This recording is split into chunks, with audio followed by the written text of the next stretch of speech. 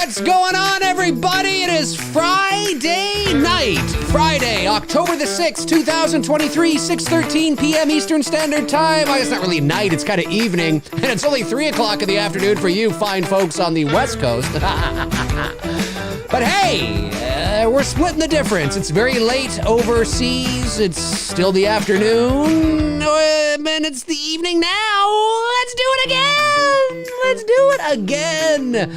What do you want to talk about? It is an all Friday Q&A, ladies and gentlemen.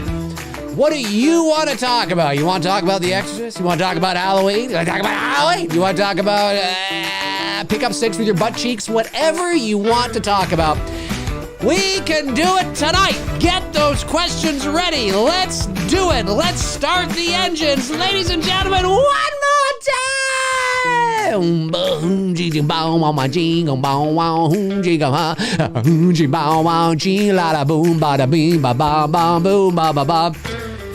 on, where are all you people? Roll on in. Get in here. Just get in here. Come on, you damn pig pen. Yes. What's going on, everybody? What's happening? What's shaking? What's doing? We'll see if anybody rolls on in. If anybody's gonna roll one more time.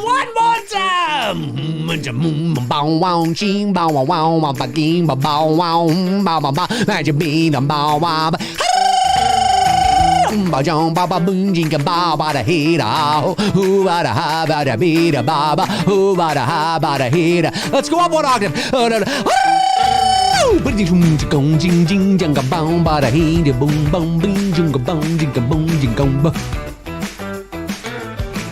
Yes. All right, there you go. That's it. That's all you're getting. 4. We did 4. One day we'll do 5, ladies and gentlemen. One day we'll do 5. Let me get this right off the bat, this very generous super chat from Jordan Ellis, one of our great channel members here, and one of our great supporters, has just donated $49.99. Thank you very much, Jordan. Really appreciate that. It says, hey, Dave, hope all is well in the GTA. It is. For you folks that don't know what that is, GTA is the Greater Toronto Area. It's not just Grand Theft Auto. I do think there should be a game called GTA. That'd be awesome. But I'm doing well, and it's well. I heard Halloween 1978, Halloween 4, and Halloween 5 will be playing in theaters this month. I'll definitely be attending the original and 4. Very excited. Yeah, I gotta check to see if it's playing around here. I've never seen any of the Halloween movies. That's a lie. Of course, I've seen a bunch of Halloween movies in the movie theater. I haven't seen the original, is what I meant to say, in the movie theater. And I would love to see the original in a movie theater. So I should check to see if it's playing around here. I know Cineplex, which is basically Canada's AMC, does play older movies from time to time. I don't know if Halloween is playing, but I should check to see if it is. That's awesome, man. You're going to be attending the original and part 4. Yeah, you don't need part 5. You don't need part 5. You don't need part 5. No. We can't do it. We can't do it. We got it. Yeah, maybe. You never know. And then the other super chat so far was from Nighttime, sends in $2, says, what did you cater and eat on Dylan's new Nightmares set? Well, it wasn't a catered set. It was Robert, the Wolfman. He's a great cook, and they bought a ton of groceries for that week. So what they would have spent on catering, they just decided to spend on groceries for the week, and Robert cooked. So he cooked breakfast, he had lunch ready and dinner, and he cooked some really great stuff. So no, it was not a catered set. Sometimes people do that, like on low budget, films. Sometimes if you've got somebody that loves to cook or knows how to cook, sometimes you maybe it's easier because of the logistics, or maybe it's slightly cheaper, although it can also work out to be the same, depending on the price of groceries and what you're buying and all that kind of stuff. But no, it wasn't catered. It was just, but in the morning, bagels and eggs and bacon and cereal and, just the regular stuff. And then for dinner, there was some pasta one night and salad. And he cooked up this really great, was it rib or prime or whatever the hell he cooked up? It was really, really great, tender fucking shit. It was great. It was good food. It was good food for sure. The Billy set was catered, and chapter 2 will be catered as well. But that's what I had. That's what I had. And then Rootin' Tootin' Texas Tootin' sends in $5. Thank you very much. It's good to see you, Dave. Good to see you, Rootin' Tootin'. If you could redo any of the Halloween movies your way, which one and why? Well, you know what? I have a whole McRae Live on YouTube, and it is dedicated to what I would have done with Halloween 5. My version of what Halloween 5 would be. So you just have to YouTube Dave McRae, Dave McRae, Halloween. Well, don't go Dave McRae, Halloween 5. You'll probably, well, no, I guess you could do that, but you'll probably have to sift through a bit. Type in McRae Live Halloween 5, and it'll probably come up faster. And I dive right into it. I dive right into, what I want to, what I would have done with Halloween 5. What I would have done with Halloween 5. So, I would have kept Rachel alive. I would have focused on the chemistry and the dynamic and the relationship between Rachel and Jamie. I would have carried that through. It just, that's the heart. That's the heart of your new story, right? Would have kept Loomis, obviously, but I would have just kind of, I think I said it in I forget if it was Smith's Grove or some other hospital where Jamie is, obviously, because of the events that happened to her in Halloween 4. And she's still there a year later, and Rachel's going to meet her and see her. But then weird shit begins to happen back in Haddonfield. And Michael's making his way trying to find Jamie to the town or to the asylum. And then shit breaks out at the asylum and, that kind of thing. But really focused on the relationship between Jamie and Rachel, nurturing that, because you set that up in part 4, and then you just completely destroyed in part 5. It makes no sense from a storytelling perspective. I understand why they did it. I watched the documentaries, I've read the articles, I've listened to the interviews. I get it. I just don't agree with it, because I think, you have, because it was so great, because as I've often said, Rachel, in the very beginning of Halloween 4, it's not that she hated Jamie, but, there was a little bit of that, oh, my foster sister, I got a babysitter on Halloween, all that kind of stuff, right? And then the events of what happened in Halloween 4 brought them closer together, really brought Jamie or Rachel closer to Jamie. Rachel or Jamie, I don't think had any sort of, because she's not a teenager, right? She was supposed to be 7, even though she was really 10 or 11. She's supposed to be 7 or 8. And it was Rachel who was a teenager who was that kind of thing, right? Not entirely, but there was a bit of that there. And the things that they went through in 4, really, it brought them closer together. And I wanted to see that, which is why it doesn't make any sense to me in 5 either, why Rachel is so dismissive. When Dr. Loomis calls and says, Rachel, check on Max. Do you know where he is? I think it's Max, right? And she's like, okay, Max is outside. And just check on him, will you please? And she's like, oh, fine. Well, fine. Why would the character be, I don't believe it. I don't believe the character would behave that way. Look at what you've just went through a year prior with Dr. Loomis, with Jamie. If Dr. Loomis calls and says, check on the fucking dog, then you go, yes, sir, right away. And you check on the dog. It makes no sense that she would be so dismissive and careless about it. Tina, maybe, sure, because Tina didn't go through that whole thing, right?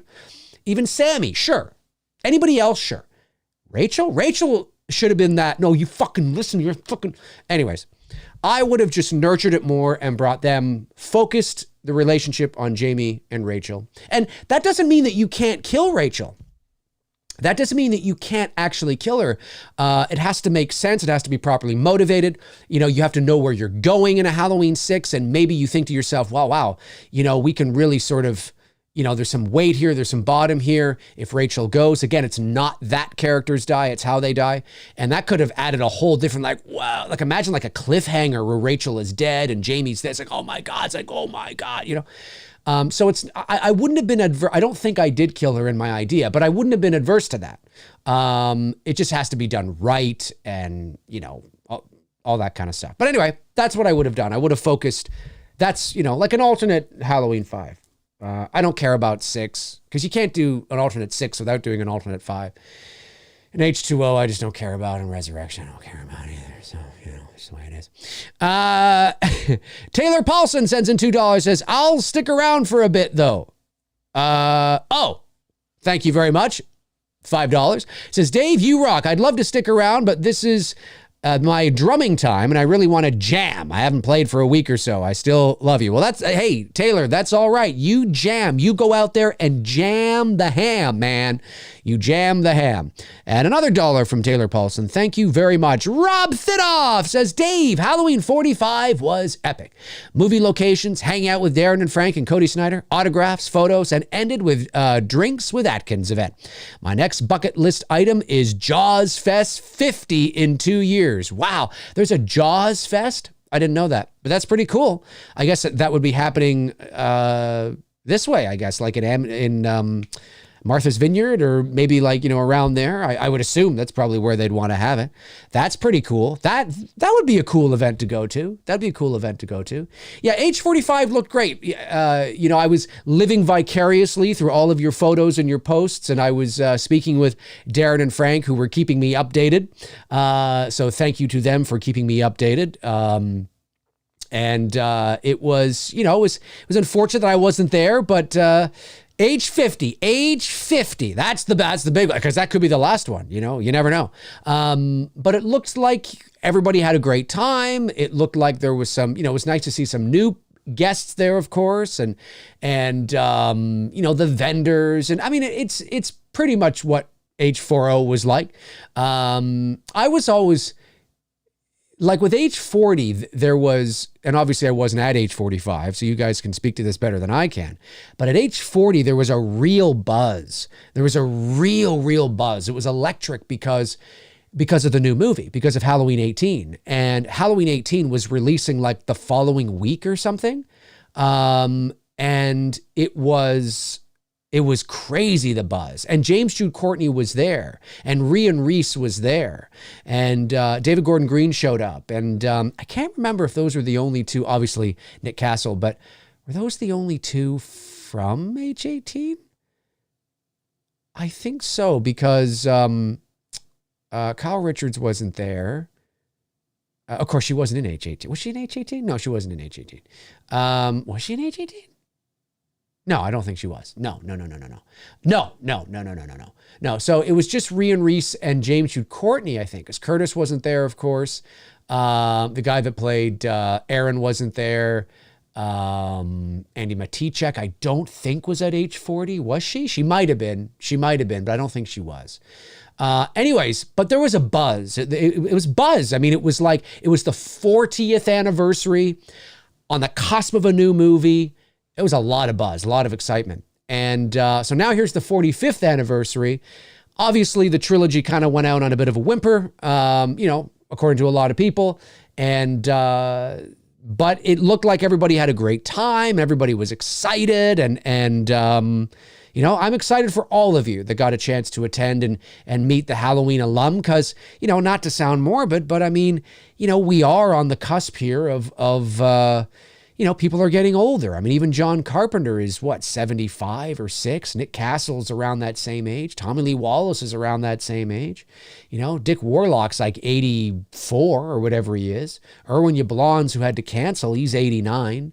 Charles Cyphers is in his 80s. I mean, it's entirely possible. The crazy thing is, now the chances of this is highly unlikely, but it's entirely possible that they could all be gone. Not to sound morbid, I'm just saying, they are of an age where, in theory, you could lose everybody in the last the next 5 years. That would be really wild, but it's possible. I mean, the older you get, the higher the probability it is, although unlikely. But there's a high probability that somebody will. Somebody's going to be gone, maybe a couple people. So, it's, and the thing too is that if the Halloween franchise continues to reinvent itself and, whatever they decide to do next in terms of movies and television and games and whatever, I know Sean Clark, and I totally get it. He's expressed that, I think the 50th is going to be my last. Now, you never say never.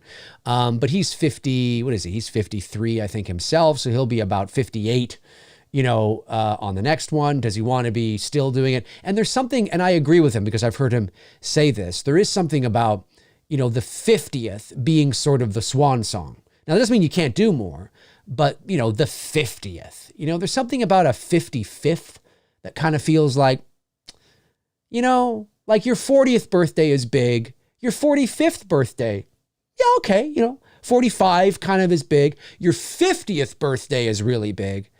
But is your 55th really big? Do you know what I mean? Like, does anybody go all out for their 55th? Not really. Not generally, right? Your 60th, yeah, maybe. Your 60th, I could see that. And then probably your next big one would be like your 75th. You know what I mean? You're not really going all out for your 65th. Look, if there's money to be made, the Akkads and Trancas International will, they will do it, I'm sure. But I agree with Sean Clark when he said, I think after the 50th, I'm going to kind of step aside. I don't know if he will, but I could see him. It wouldn't surprise me because it's, the 55th. I mean, it's, you know what I'm saying? The 50th kind of feels like, that kind of real end, but maybe it's the end of an era. Maybe it's the end, like at that time, if we haven't lost everybody, maybe everybody will be of an age. I mean, Carpenter, Castle, Wallace, if they're not 80, they're knocking on 80. And maybe this is a time now where it's just kind of like, you know what? This is the last one for kind of like the old guard.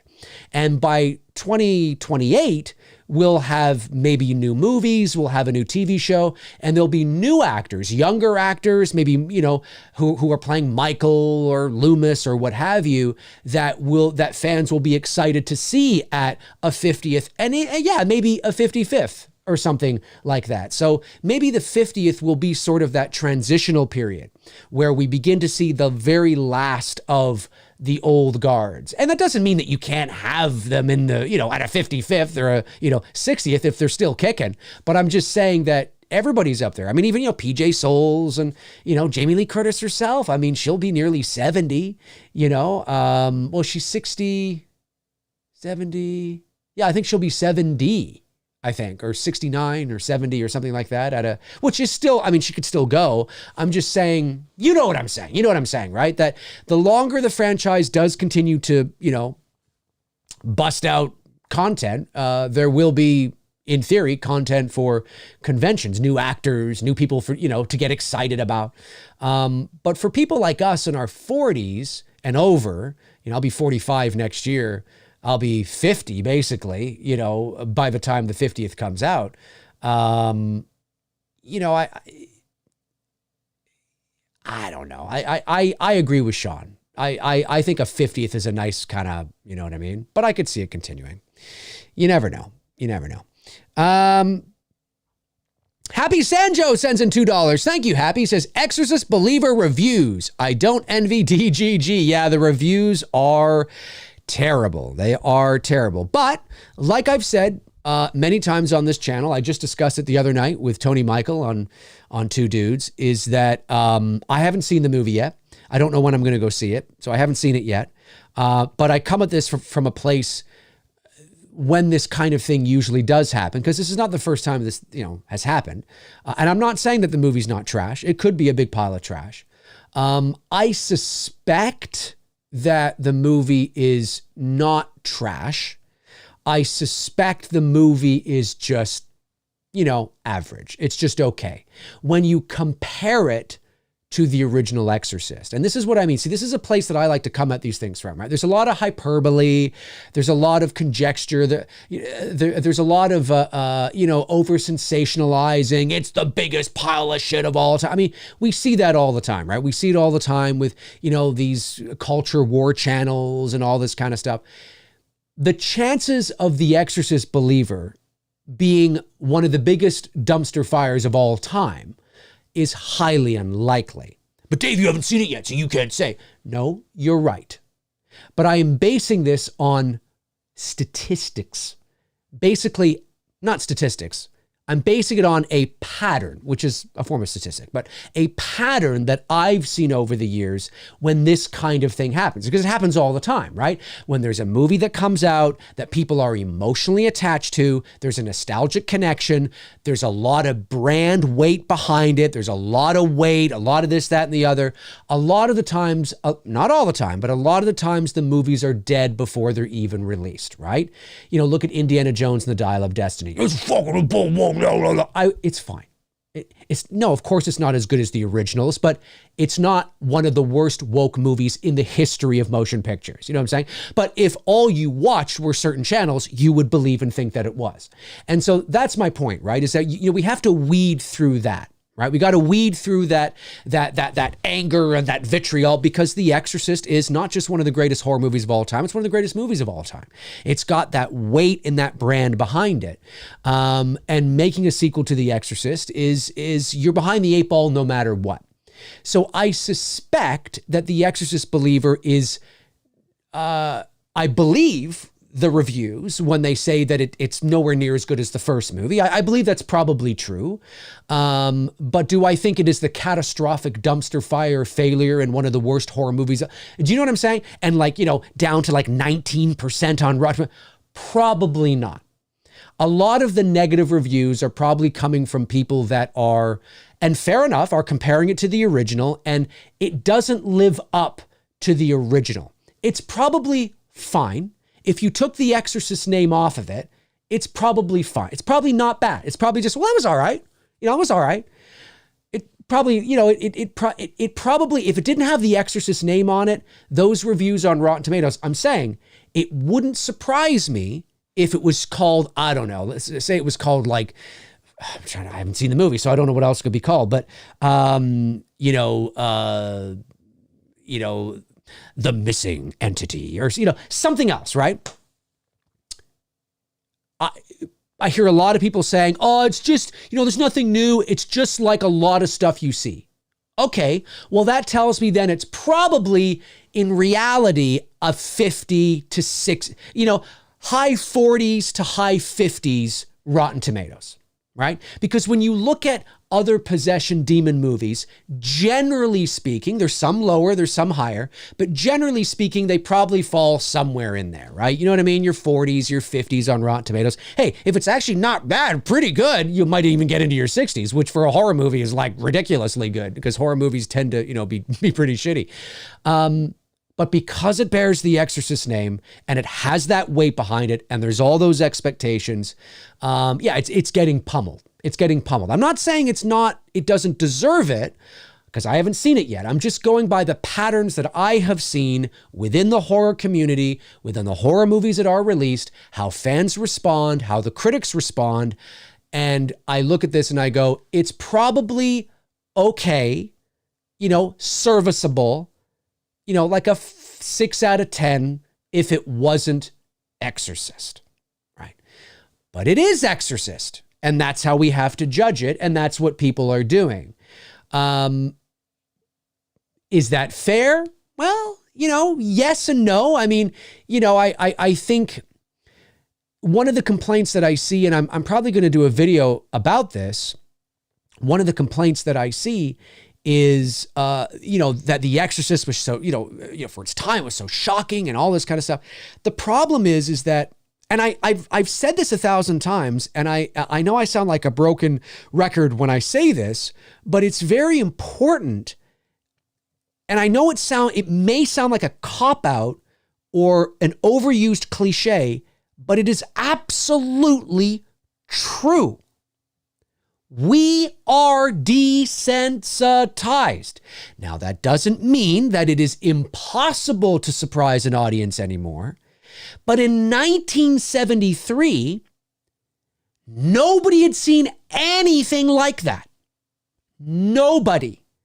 It was a more religious time. It was a very different world. You were only 13 years removed from seeing a toilet flush for the first time in a North American film. Psycho was the very first movie, I believe in the US, that showed a toilet flushing. You're only 13 years removed from that. That's where you are, America. Right? So at that time, it was unbelievably shocking. The effects, the head turn, nobody'd seen anything like this. It's difficult for audiences today because it's a dime a fucking dozen. And people say, well, that's the problem. And that's what we don't see anything new. We don't say, I totally get it. And you expect that from The Exorcist. You expect shocking, vile, horrific. That's what you want. It's The Exorcist. I get it. Is it possible today? Yes. The problem is today you have to be willing to take those risks, go a little non-PC, fuck the people that are going to bitch and moan and complain about it, and go there. The problem is that, a lot of decisions, a lot of decisions were always like this, but a lot of creative decisions are made by committee. And there's a lot of things that, maybe a filmmaker wants to do that the studio doesn't want them to do, and vice versa. I don't know how many drafts it went through. I don't know if they had more shocking, risk-taking things in it. And again, I'm speaking from a place that I haven't seen the movie, but hopefully you can tell that I am speaking from an informed place on how this usually goes. And so, listen, I could walk out of the theater and think it's the biggest pile of shit I've ever seen. But looking at the pattern of how these things go, it's the same thing I said about Indiana Jones and the Dial of Destiny. I said, it's probably fine. It's probably, it's fine. And it was. It was fine. It wasn't the biggest catastrophic woke up, you know what I'm saying? But of course, there are people that want you to believe that because that's how they make their living. That being said, that's a whole other video. In order for the Exorcist believer to shock you, they would have to, and I don't just mean visually shock you, because the visual shock today is one of the hardest things to do because we've seen it all. We've seen it all. I mean, it's very rare in this day and age, although it does happen, it's very rare that we see something in a movie that makes us go, oh, geez, man, that was creepy. Woo. Now, again, everybody's different. If you are absolutely terrified of horror films, then, Michael Myers sitting up and turning his head probably freaks you out. You know what I'm saying? There's a spectrum and it depends on who you are. But generally, we are desensitized to it now. And there's just no amount of, whatever. No amount of that scares us anymore. I mean, imagine 1973. Imagine the world. You're just out of the 60s of the sexual revolution. You're coming into the 70s now, right? Think of the time. Think of the world. It's pre-Star Wars, pre-Jaws. They did not exist. You walk up to somebody in 1973 and say Star Wars, you don't know what the fuck you're talking about. They have no idea what you're talking about. Most of us can't even fathom a world without Star Wars. You know what I'm saying? It was a very, very different world. And so to walk into a movie like that and see this 360-degree head turn and, fuck me, your mother sucks cocks in hell. I mean, now, to hear the word cock in a movie, it's not a big deal. It's not a big deal. There's so much language and cursing and fuck this and, N-word this and, all this kind of stuff. We're desensitized to it. I mean, the N-word is still very much, but I'm just saying you hear it in movies, especially, certain kind of movies, although that can still be quite shocking. But you know what I'm saying, right? There's very little in the terms of language that shocks us anymore. In 1973, to hear a little 13-year-old girl say your mother sucks cocks in hell, Oh my God, 1973. Holy shit. Whoa. Whoa, dude, whoa. It's wild. It's wild. To capture that level of shock to an audience today in 2023 is extremely difficult. Extremely difficult. You have one of those little, and I haven't seen the movie. If one of those little girls today in this movie said, your mother sucks cocks in hell, you'd roll your eyes. You'd roll your eyes because you'd go, oh, they're just copying the original, and it wouldn't have effect on you. It wouldn't have an effect on you. We live in a world today where you can punch in boobs and have access to it like that. We live in a world today where everything is at our fingertips. The most gross, the most sexual, the most vile, the most bloody. We can watch actual, people getting hit by cars, people get, the blood, people getting, it's insane. Nothing phases us anymore. Nothing. Again, it depends on the person. So, how do you do it? How do you shock the audience?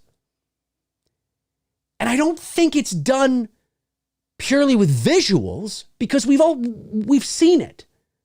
I mean, if The Exorcist from 1973 had come out today with those effects, they would fit right in with all the other effects we see. Nobody would watch The Exorcist today and say that the effects were revolutionary. Right? It would feel comparable to whatever else we're saying. Oh, look at all the effects. It's just, the head turn. And you know what I'm saying? Like if the roles were reversed is what I'm saying. So it's not the imagery from The Exorcist, although it still does hold up and it's still freaky. I'm not saying it's not because of the film grain and the production value and you're watching the movie, within its context. It's still freaky. It's still, of course. I'm just saying it's not that alone that makes The Exorcist so powerful. Right? And so, to go there in The Exorcist believer, what is go there, right? I mean, that's what we have to ask ourselves. It wasn't shocking enough. It wasn't scary enough. It didn't push the envelope. It didn't push the boundaries enough. And again, I haven't seen the movie. You could be right. I could walk out of there going, yeah, you're absolutely right. It felt safe. It felt safe. It wasn't an awful movie. It just felt safe and kind of just, it was what it was or whatever. I highly doubt The Exorcist Believer is the catastrophic dumpster fire that Rotten Tomatoes says it is. I think it's probably a fine, serviceable little, thriller. The problem is that it's not The Exorcist, and that's where it, you know what I'm saying? And so, well, what could they have done to make it the X? I mean, Jesus. I mean, we live in a world now where it's almost like you need to show the little girl jamming the thing in her you-know-what. You know what I'm saying? That would shock the fuck out of you, right? You don't just kind of, get it suggested off camera from a, shot back here where she's going like this. No. You're showing it. Of course, you couldn't do that. But I'm just saying, that would shock you, wouldn't it? You'd sit there and go, whoa, holy shit. That would shock you. There's no way you could do that. Not today. You couldn't do that today. You probably could never, you could never do that, first of all, because of, many, many, many laws and rules that are absolutely warranted and appropriate. I'm just using that as an example of something that, whoa, you know what I'm saying? It's crazy, right? Like, what are the boundaries? And this is rhetorical because, again, I haven't seen the movie, but what are the boundaries that we need to go to in an Exorcist movie that will satisfy you? Because you've seen it all. You've seen it all. And so, I don't know. It's really a fascinating, tricky sort of thing. It's fascinating. That's what I suspect. I suspect The Exorcist Believer is fine. It's not, Halloween Resurrection. I mean, it's not one of the worst movies ever made. It's just, it feels like that because everybody's dumping on it because of the expectations, because of the weight. And fair enough. I mean, listen, Universal, you spent $400 million, which is ridiculously overpriced. I don't why you would do that. I have no idea. Well, we know why, but, and you know, you made your bed. Now you got to lie in it, right? Totally. But it's a fascinating, like, you know, topic to discuss because I don't just like to, you know, slam on movies or say something's dog shit or, you know, read some sort of, you know, some, I don't know, blurb that's not really a review. It's just, you know, kind of, why? What could they have done? And maybe I will know the answer to that after I see the movie. Josh McKenna sends in $9.99 and says, have you ever gone to the theater by yourself or do you normally go with someone like Bruce? I honestly like going to the theater by myself as much as I like going with someone. It depends for me. I have been to the theater by myself quite a few times. But I much prefer going with somebody else, like with Bruce or my girlfriend or, you know, whoever, right? Yeah, for sure. For sure. Taylor Paulson sends in $2, says, you shook me all night long is first on my drum list. Awesome. Awesome stuff. Great AC/DC song.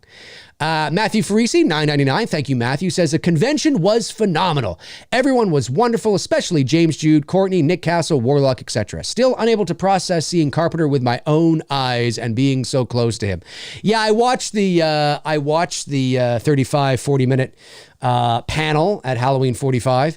And, you know, Carpenter's Carpenter. I mean, I think it's cool that he showed up, that he got off his ass, and I have no doubt he was paid handsomely to be there, but he got off his butt and he went down and he hung out and he was his typical disgruntled, you know, John Carpenter self. I don't think the Q&A, if I'm being fully honest, I don't think the Q&A was really anything special. I mean, it's special that he was in the room and you guys got to see him, and that's worth it, right? That's totally worth it. But in terms of like, you know, he just, you know, I watched it, right? You know, and he's just, I mean, there was nothing really anything dynamic about any of the questions. He was his typical sort of 1-2 sentence self, you know. I mean, you know, it's kind of, but for those, it's still cool. It's still cool. He's in the room. There he is. Hey, I was in the same room with John Carpenter. That's cool because you never know. I mean, maybe he'll come to the 50th, but maybe he won't. I don't know. It's hard to see. It's hard to say. It's hard to say. It's hard to say. All right. Have I got all the super chats? Let me just jump over to the other screen here. I want to make sure I'm getting everything. Sweet Tea sends in a super chat. Thank you, Sweet Tea. Really appreciate that. Let me get Sweet Tea's super chat. I think I missed it here. There it is. The tea is sweet tonight. She says, The Exorcist Believer, I watched it today and it was okay. Not the best, but at the end, I was happy at the end. I smiled big, my friends. Fascinating. Well, don't spoil it. Not you. I mean, you know, anybody else in the chat. Don't spoil it for anybody because obviously it's, you know, was just released basically today. So give people time to go out and see it and watch it. And that's what I suspect. I, you know, again, I mean, in the world of fandom, right? There's a lot of hyperbole in the world of fandom.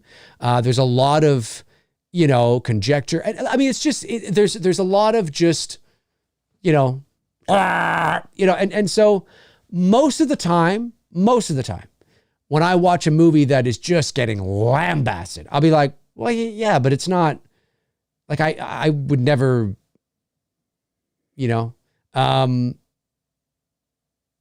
looking forward to seeing it. I suspect I will have the same response I had with the Dial of Destiny, which was, yeah, it was fine. Like it doesn't live up. You know, you can feel the spirit there. Like you can, no pun intended. You can feel the spirit, you know, with what they were trying to do. And, you know, they succeeded here. Maybe I wasn't crazy on that there. And, you know, like little things like that. Right. And then you kind of just walk away going, you know, I mean, it was fine. but I think people are, maybe some people are, I don't want to say afraid because that makes it sound like I'm, telling you what they're thinking. I don't know what they're thinking. I think maybe people are a little apprehensive maybe to say that it was, listen, it was, it doesn't come close to the original Exorcist. I'm disappointed because obviously, it's the Exorcist, but, for what it is, it's fine.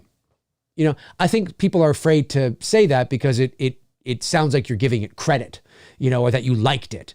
And maybe you did. Maybe you thought it was okay. Or maybe you did. Maybe you thought it was terrible. But also too, I got to say this,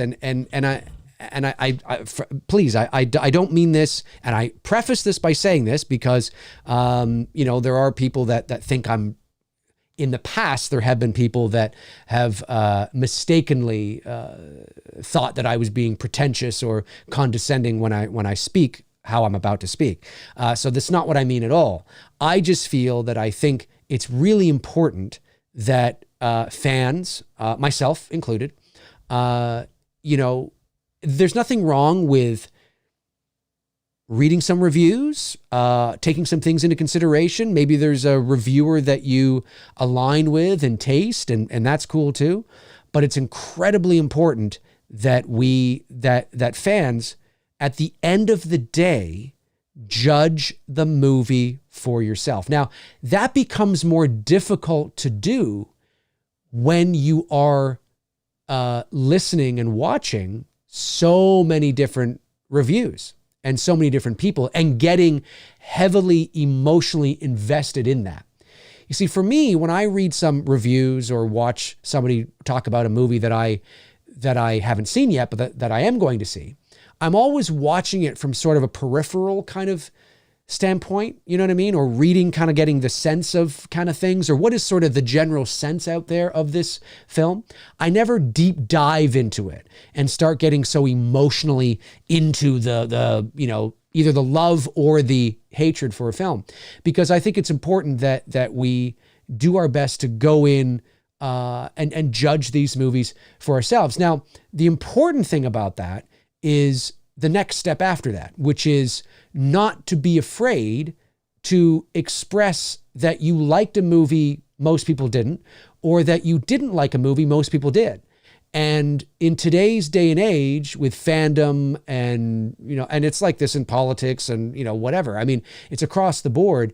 It's very tribal. There are teams, and I can understand why certain people may not feel like they want to express their love for a movie most people didn't like, or their hatred for a movie that most people loved, because they get called out, they get called names. Well, anybody who does that, anybody who attacks your character or attacks you personally for a movie that you didn't like, they're fucking idiots.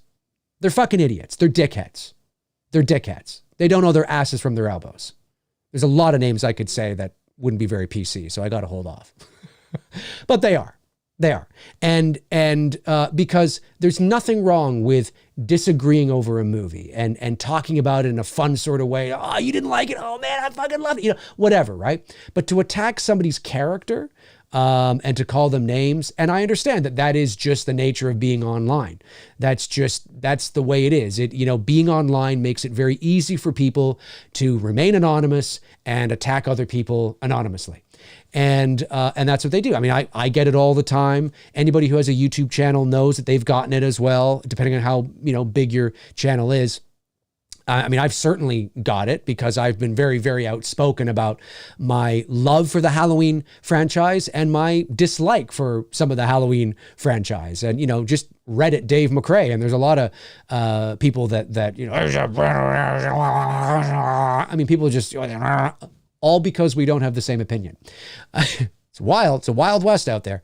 So it's very important, I think, to be proud. Be proud of what you like. Be proud of what you don't like. That's why I've always said that if you are a gigantic fan of Halloween Resurrection, you are welcome here.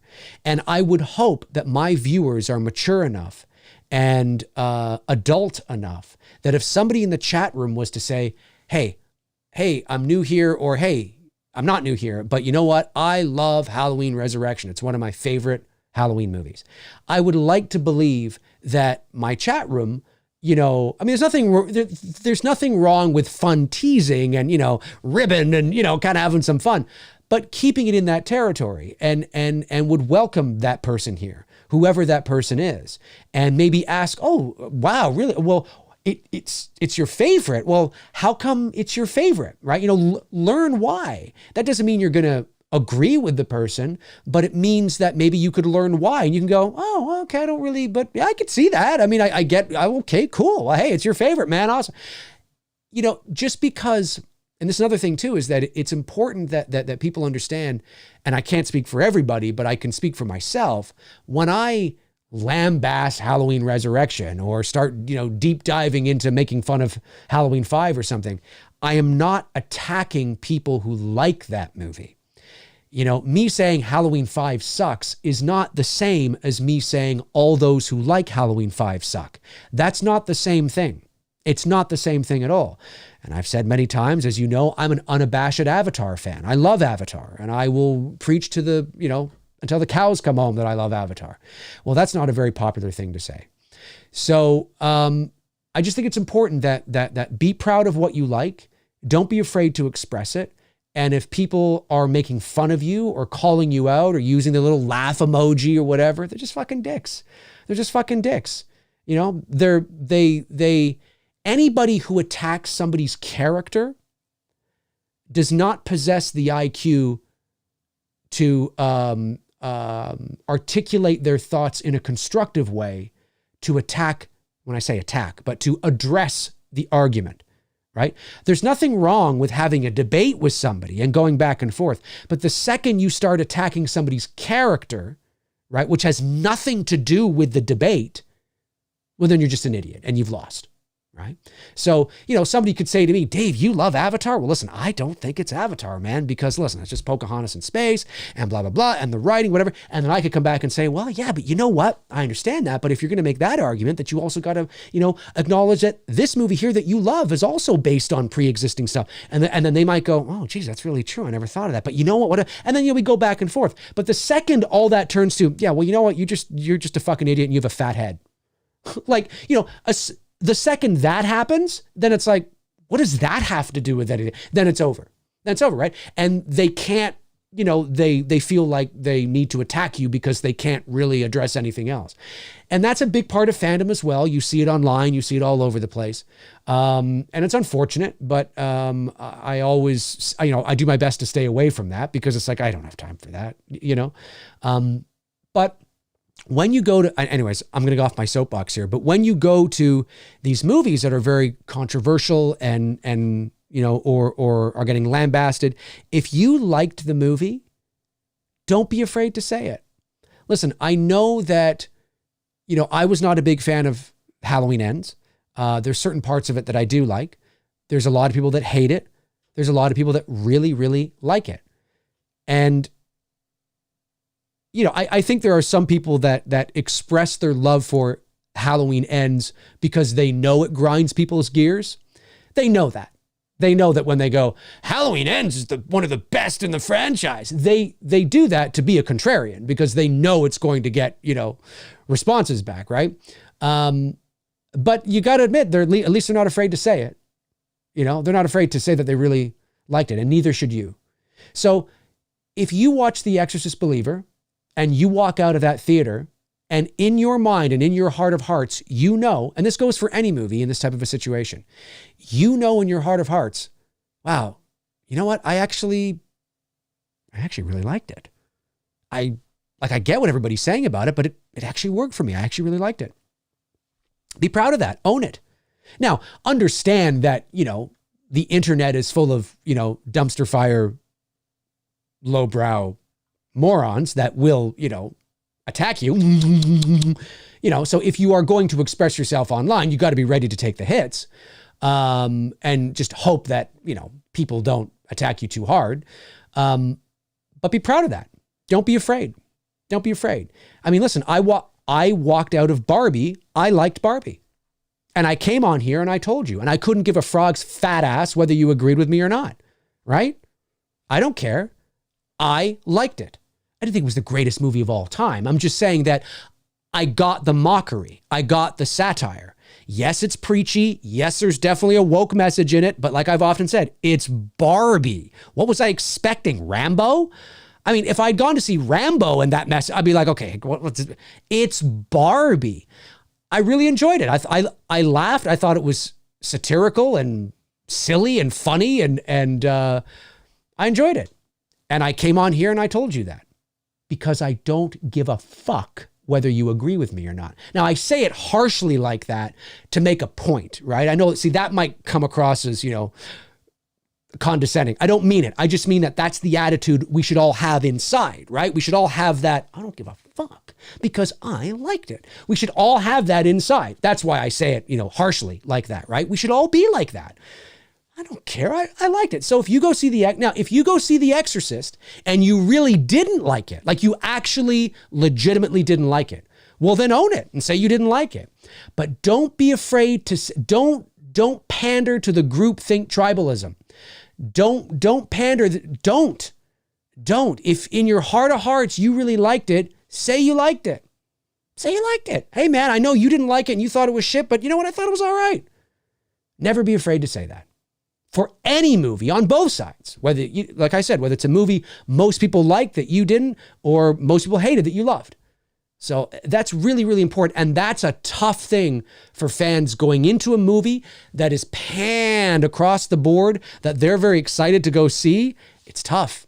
It's tough. Are you going to be true to yourself, or are you going to be influenced by those saying that you should not like this? You should not like this because of this. But what if you do? What if you do like it? What if you do? Despite what all the channels are saying, despite what the Rotten Tomatoes score is saying, despite what, all the thumbnails are doing, all that kind of stuff, right? What if you liked it? Like it. Like it. What if you loved it? Love it. I love Avatar. It's the truth, right?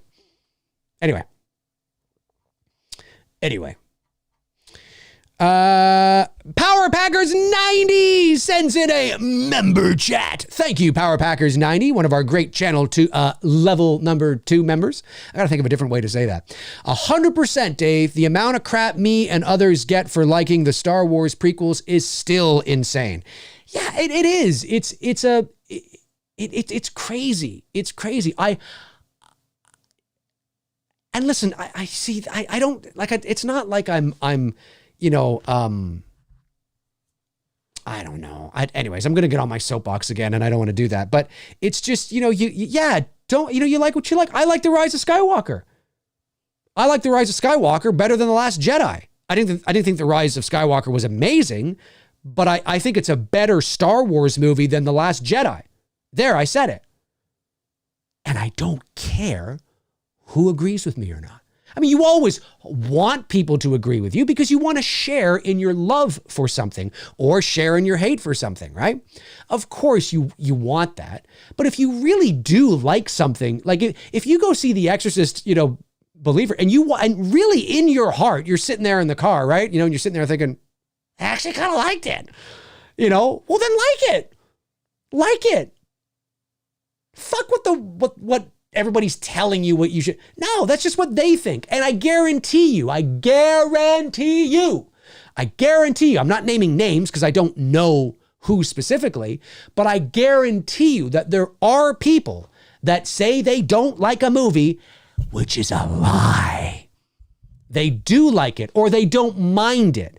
But they have to say they don't like it because they've spent months and months and months telling their followers that this movie is going to be shit. And then when it comes out and they actually kind of don't mind it, they can't go back on their channel and say, well, you know what? I actually kind of liked it, because they'd be seen as a sellout and a shill. So they almost have to convince themselves that they didn't like it so they could get on their channel and go, yeah, I knew it. It was fucking. That exists. I'm not saying everyone does that. I'm just saying that does exist. So, I mean, if you like something, like it. If you don't, don't. It's the way it should be. It's the way it should be. In my opinion, anyway. Andrew Stevens. Hey, I love Halloween 5, and it's pure dog shit. I love the amount of emojis you just gave, but still a love of a film I still get a kick out of. Yeah, that's fine. You love Halloween 5. You love Halloween 5. You know, I'm trying to think of a movie like Avatar gets a lot of hate because of it, because people think it's, you know, kind of just a recycled story, but it is a legitimately, in terms of the craft of filmmaking, both films are obviously spectacularly made. I'm trying to think of a movie that is just a bad movie all around, that I like that people don't. Trying to think. Not really sure. It's not too many. I gotta think. I'm not really sure. Have I got all these super chats so far? I just want to make sure. Yes, I believe I have. All right. Let's move on here and see what people are saying. Davey Deathray says, you gotta like what you like and give no apologies. I agree, Davey. It's just a matter of taste. Everyone should wear their fandom proudly. Critics be damned. I agree. Now, obviously, you know, being like, oh, you like that? Oh, I mean, it's like, you can't get rid of it, right? You cannot get rid of it. It's like, you will never be able to get rid of bullying.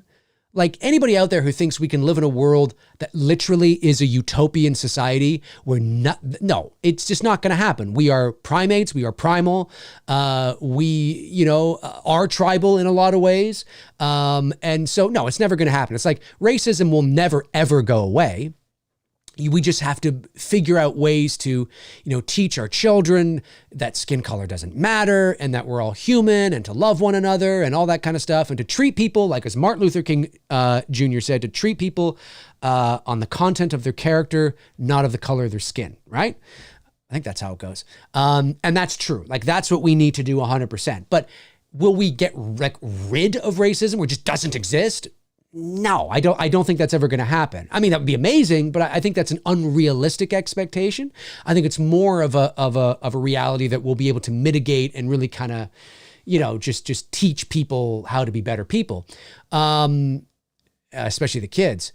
But you know, like, there's always going to be things that exist, and you're always going to have idiots and assholes and people that make fun of you and attack your character instead of attacking the, you know, the subject, right? Because they're losing. And in a lot of ways, when you get into a debate with somebody, and I've had this happen, when they feel that they're losing the debate, they'll start attacking your character. And it's like, what does that have to do with anything? You know, and this is something too. Here's another thing. While I'm on the subject, I've said this before, and it's totally true. I love when people say, "Well, we'll just agree to disagree." And it's like, well, no, hang on. You can't throw that around all the time. There's situations where that saying, "agree to disagree," actually makes sense, and then there's times where it doesn't. You're just wrong. Like, you can't just agree to disagree. You're actually just factually wrong. You know what I mean? Like saying something like, I'm just going to use a simple example to illustrate my point, but it's like saying, well, like for example, saying, well, I think Halloween 5 is great. Well, I think Halloween 5 is a piece of shit. Well, we'll just agree to disagree. Oh, that's perfect. That's where you can use that, right? But to say something like, you know, listen, Nick Castle was the one that broke into the closet. No, it wasn't Nick Castle. It was Tommy Lee Wallace.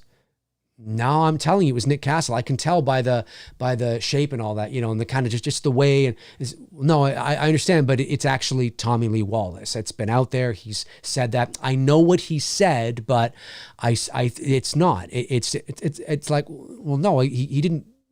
No, that's what it actually is.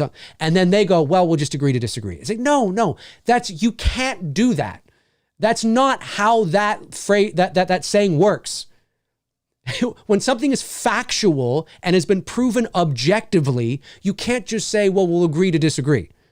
That's not how that works. That's not how that works. And I've seen people do that before.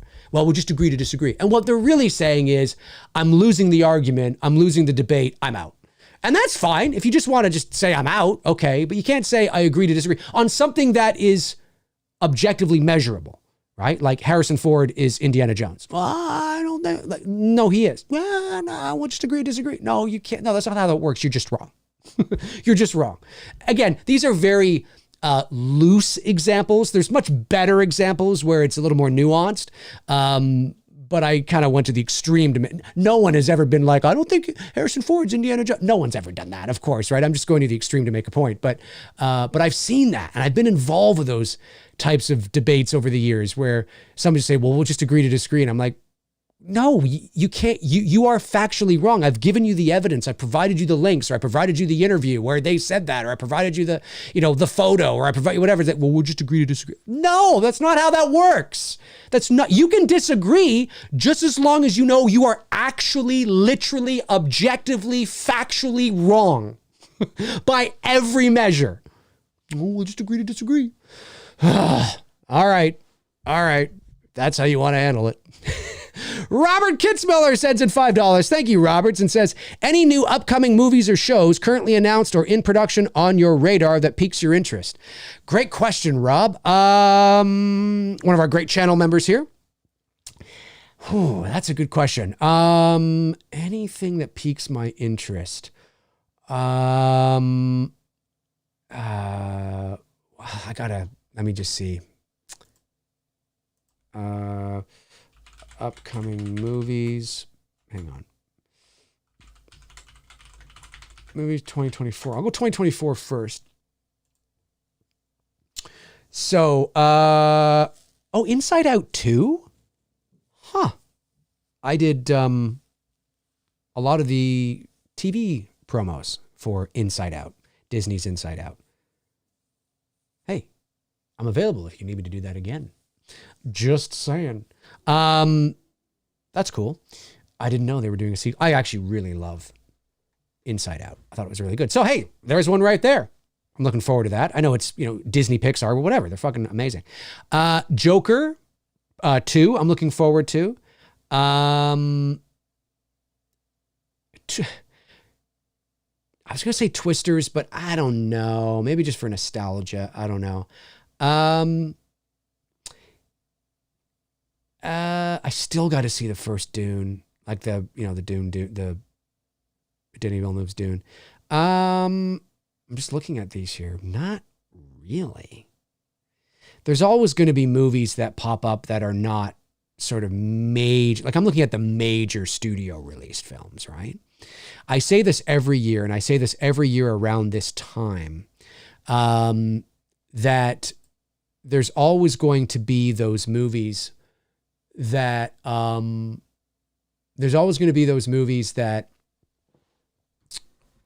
not on the radar right now. And I'm usually speaking about the horror movies because we're primarily a horror channel here, right? And like this time last year, nobody had heard about Cobweb. Nobody had. Oh, I just watched last night. I just watched that horror comedy Totally Killer. Really liked it. I thought it was really good. I mean, within the confines of what it's supposed to be. I don't think it's amazing, but I thought it was fun. I thought it was really fun. There's a lot. Yeah, it's rated R, but it's got kind of a horror light vibe to it.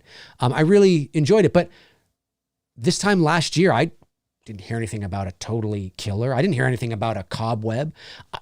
I didn't hear anything about a Talk to Me, right? You know what I'm saying? I mean, I'm not saying that nobody did. I'm just saying that generally it's not on everybody's radar. And at the end of 2021, going into 2022, nobody was talking about, Barbarian or X and again, when I say nobody, I mean, it's not at the forefront of the pop culture sphere. That's what I'm saying. Okay. And I have to say that because somebody out there is going to go, well, I knew. Okay, I know. Okay, you knew. Okay. I'm speaking, like how everybody knows that Deadpool's coming next year, even me. You know what I mean? Everybody knows that, Dune 2 or what else? I mean, I could pick something here. We all kind of know, like Joker. You know what I'm saying? Like, that's what I mean, right? There's a lot of independent films, like real independent films, especially in the horror genre, that pop up. And it usually pops up about halfway through the year, like once you get into May and June, and then you start hearing about these horror movies that you're like, oh, like you had no idea. And the same thing will happen again next year. There are horror movies right now that are in production or about to go into production that you don't know anything about. I said this last year. I wish I could remember the stream that you know nothing about, that will pop up next year, and you'll be like, oh, and it'll be like, a sleeper hit or surprise or whatever, like Cobweb is doing, like Talk to Me has done. It happens. So I'm looking forward to those. But in terms of like the mainstream big studio releases, I don't know. Like, I'm trying to think here. Hey, where'd it go? Did I exit out of it? Oh, I must have exited out of it. I guess I exited out of it. Oh, well, not a big deal. I don't know. Joker, definitely. Joker, yes. And that Inside Out too, actually, I am. I'll have to take a more of a deep dive kind of look at it. But I would say there's definitely, it's the unforeseen ones that haven't sort of come to the forefront yet that I'm usually always excited about.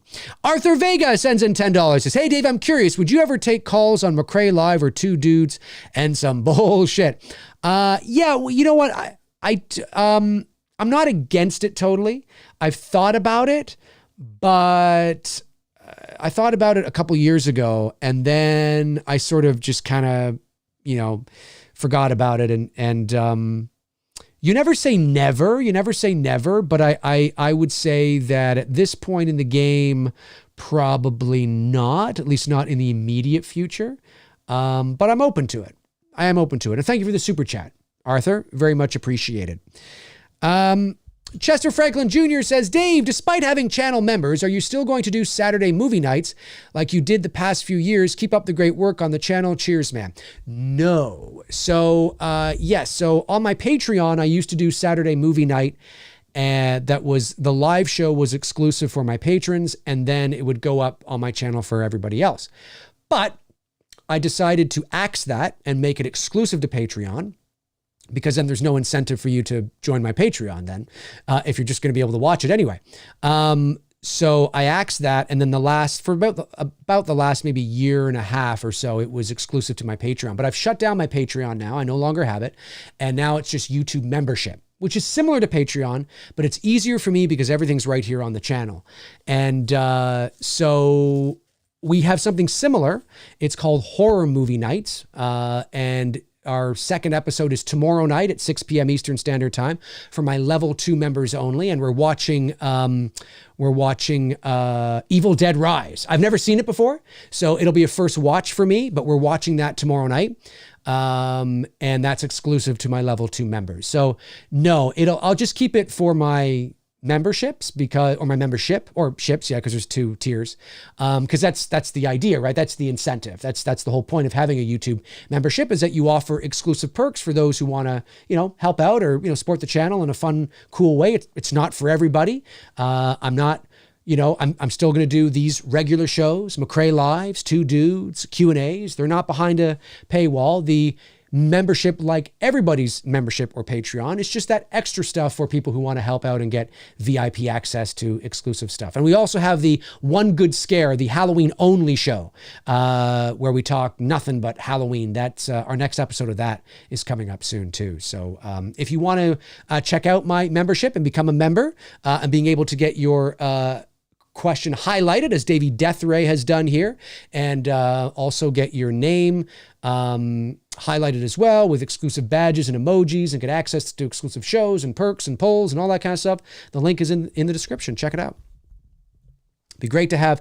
We were closing in on 100. Now I think we're at 95, because some people will come and go and then return, and whatever the case is. My goal, I'd love to be at like 150 by the end of the year members. I don't think that's going to happen, but I'd like to be over 100, like maybe 110 or something like that. I think that would be cool.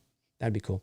Davey Deathray, one of our great channel members, says, Dave, how pumped are you for Never Hike Alone 2? Are you going to go live for the premiere or anything like that? Very pumped. I'm so proud of Vince and all the hard work that he's done and just everything. I mean, all the hard work that he's put into it and all that kind of stuff. It's Friday the 13th, so probably not. I will definitely watch it, but I probably won't go live. Although it is a Friday, and I do usually like to go live on Friday. So you never say never. It all depends on our schedule. Things right now with Billy 2 are just very intense, very, very, very busy.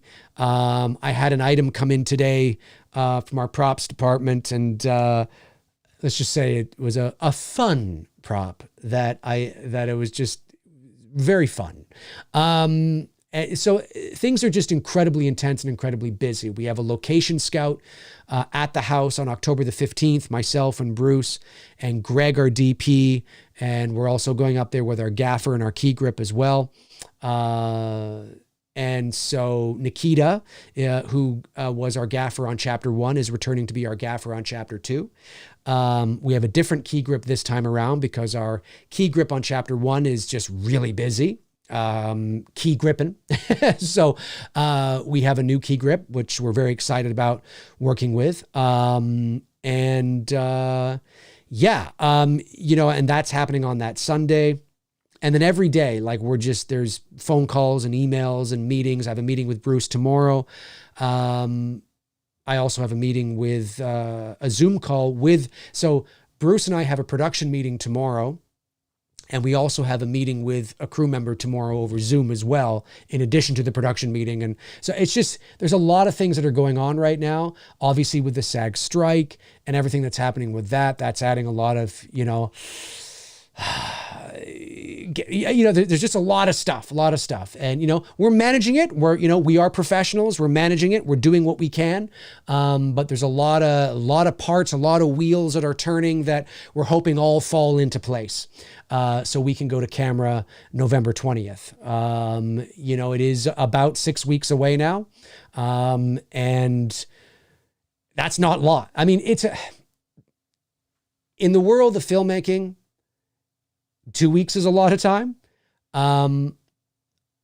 But it's also not a lot of time either. So there's a lot of stuff that we're just kind of dealing with and getting sorted out. So I never like to schedule things too settled and set because last minute meetings can pop up and things we need to do.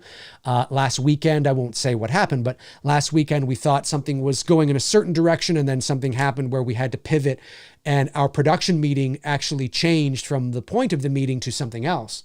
And so things like that, right? And it's all good stuff. It's not bad, stuff. It's just, there's things like that because it's, you're in pre-production now on a, it's not a Hollywood movie, obviously, but in terms of the world of, short films, it's a pretty substantial, little short film that we're helming here. So there's a lot going on, a lot of wheels turning. So, but yeah, I'm so proud of Vince and his team and I'm definitely going to do my best to watch it maybe that night. Like when it premieres, because I think it premieres at the Telluride Horror Film Festival, but not till like 10:30 at night. So I don't know what time that'll be for me, whether it'll be online before that or whether it'll ride like in sync with the festival and online. I'm not really sure what Vince is planning on doing. But yeah, I definitely will check it out. I'm so proud of him and his team, and he's going to knock it out. It's going to be fantastic. He's going to knock it out of the park. It's going to look great. It's going to sound great, and I'm so proud of him and so excited for his team for sure. Hey, PJ, yes, great to see you here, PJ. Sends in $13.99. Thank you so much, PJ, and thank you as well for all the the stuff. The stuff, you know what I'm talking about. Thank you, PJ. I really, really appreciate it. He says, hey, Dave, I'd like the new Halloween story set back 20 years earlier. Keep Loomis, lose Laurie, intro new characters like a detective, reporter, etc. Psychiatry and serial killers were new. Could work. I'm right there with you, man. I think that if you're going to do something in the vein of bringing Michael Myers back, and Tony and I talked a bit about this on the show the other night, like, I get it. He's the brand, he's the face, but what do you do? And I think I'm in the minority when I say this, although I do know there's a lot of people out there that do agree with me when I say this, but I feel like I'm in the minority when I say it. I'm tapped out of Michael Myers. And I don't say that as not a fan. I say that I am a fan. I'm just kind of Michael Myers out. But from a business perspective, obviously they want to strike while the iron's hot. And I get that. So obviously something Michael Myers related is going to come down the pipe, and probably relatively soon. But what do you do that isn't just the same thing over and over again? Because there are some people that say, well, do the Smiths Grove thing. And you've heard me say how I don't like that because I think it demystifies Michael further, in terms of him as a boy and all that kind of stuff. I don't want to see that. There's people that say, well, do a direct sequel to Halloween 4. And although in theory, I like that, and I think that would go over very well with fans, it's an incredibly difficult thing to market to the average moviegoer. It's just, it's incredibly difficult. I don't think they're going to do that. So what do you do with Michael? Well, then you remake it. Okay, you remake it. So what do? You just tell the same story again? Instead of setting it in 1963, it's 1983. And instead of 1978, it's 1998. But it's the same story? Some things might be a bit different, but Rob Zombie already did that. And what I mean by the same story is I mean that it's about a 6-year-old kid or, a 10-year-old kid or whatever. He kills his sister on Halloween night. He's locked away for 15 years and he comes back. Like that, I'm just like, we're really going to do this again? Like so soon after, So to PJ's point, I agree. I think there might be a way, and I know it's a risk because there is an identity around that.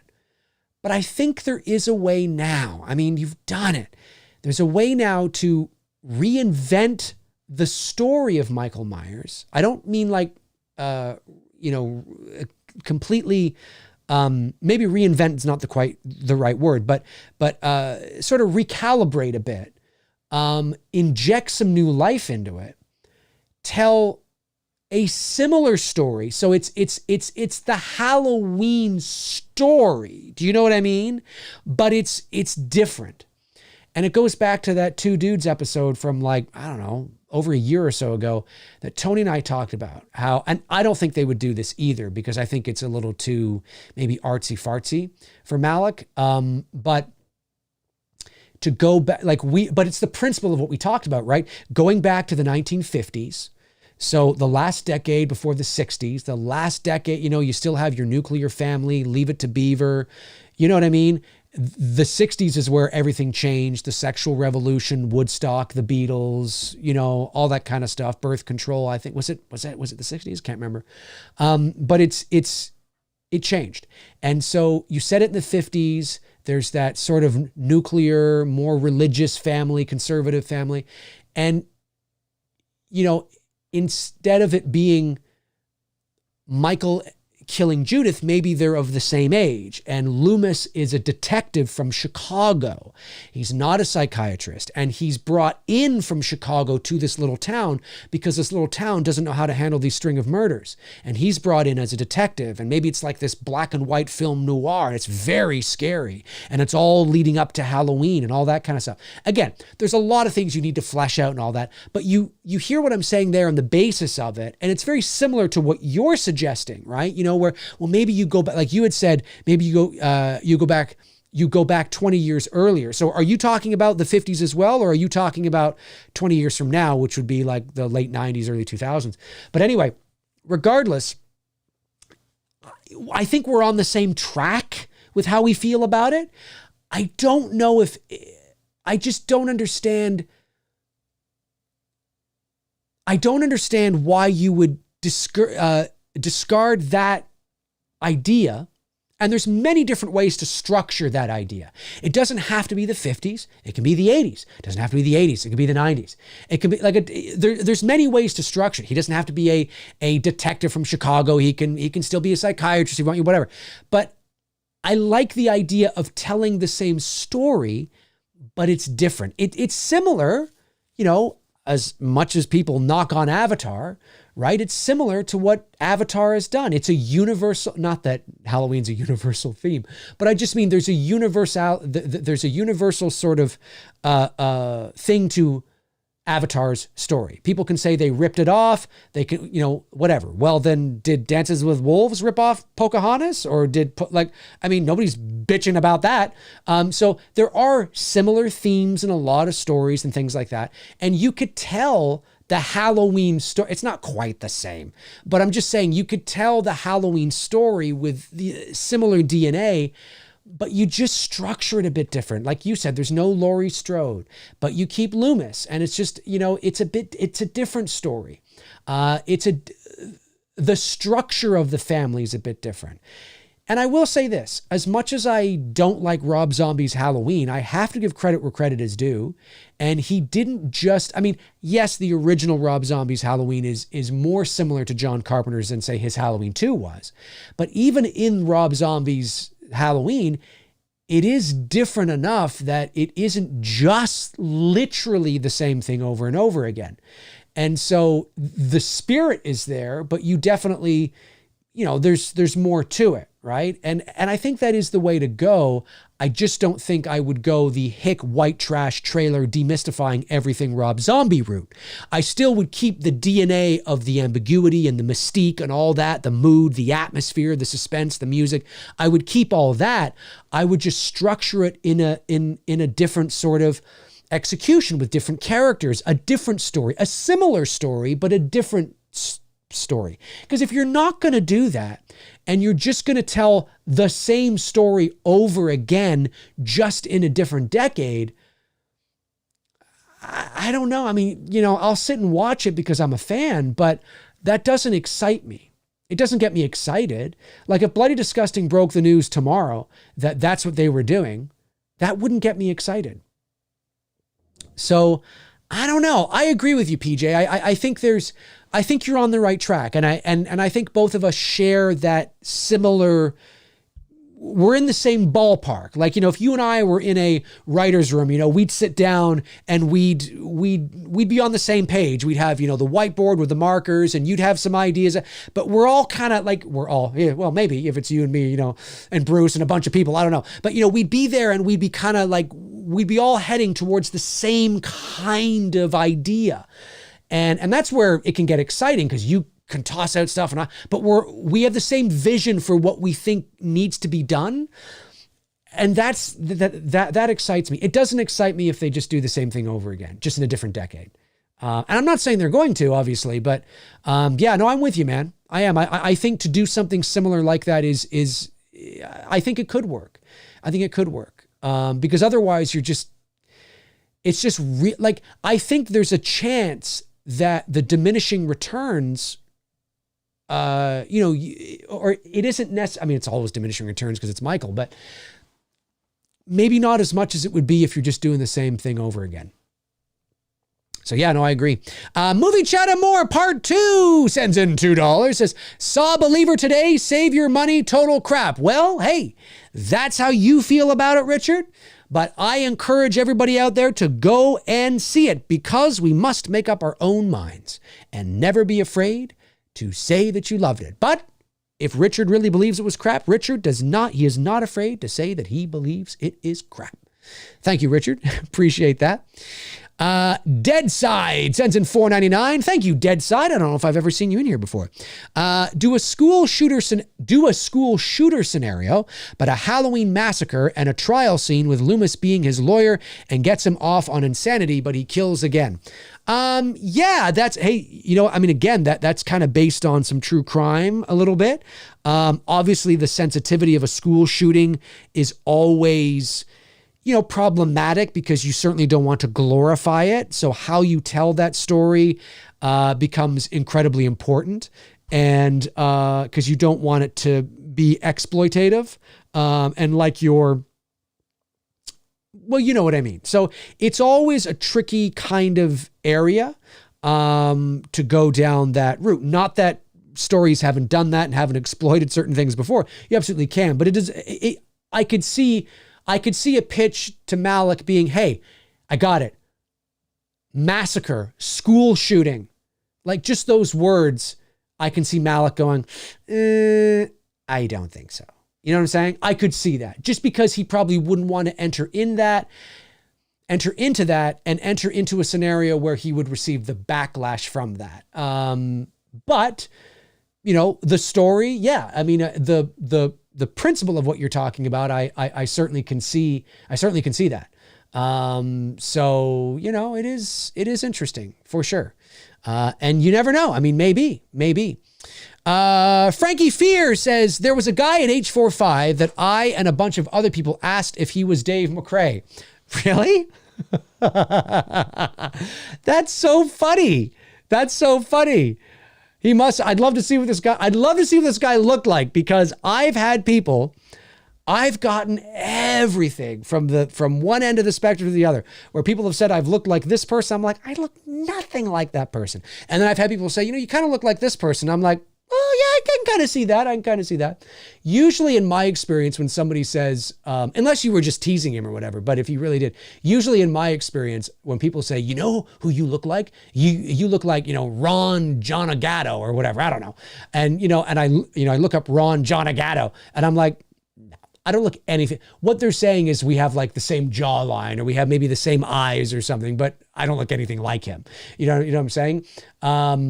But there's been one or two actors where I'm like, I like maybe a cousin, you know, but it's not a situation where it's like, holy shit, man, you look exactly like, you know what I'm saying? Where people often use hyperbole when they really mean that you kind of have like an essence. But you know, it is what it is. It is what it is. But that's really funny. Dude. And if other people did, then maybe they thought he was. Hey, are you Dave McRae? No.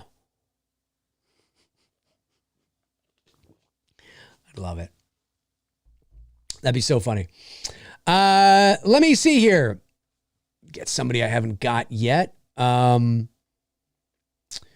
PJ says, yeah, they could switch up the origin. Maybe they don't have to touch on the whole sister thing as a kid. Just comes out of nowhere, I should say. Yeah, exactly. Or, you know, I mean, the story of Michael Myers is so embedded into the pop culture. You don't even have to start with that. You can already start with him as an adult. I mean, you could do that too. It's just, what story do you tell? Like, I mean, there's just, I don't know. I just, and I say this as, you know, a big Halloween fan. You guys know me. I'm a huge Halloween fan. I'm just a little, not necessarily Halloweened out, but I mean, the identity of Halloween is Michael Myers. There's only one movie where he's not. So that's what I mean when I say that, but it really is Michael Myers. You know, I don't know if they're going to do it. I don't know what A24, who's in the front running to be, you know, to get the TV rights to Halloween. That's probably already done, by the way. They're just waiting to announce it, maybe because of the SAG strike or whatever. But anyway, I would say that I don't know if they're going to do anything with Season of the Witch. Like I said, I've always felt that it's the most logical next step. But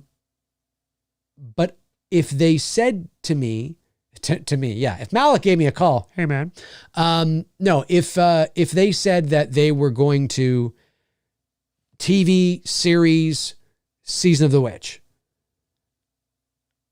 that actually would excite me more than Michael Myers. Without information.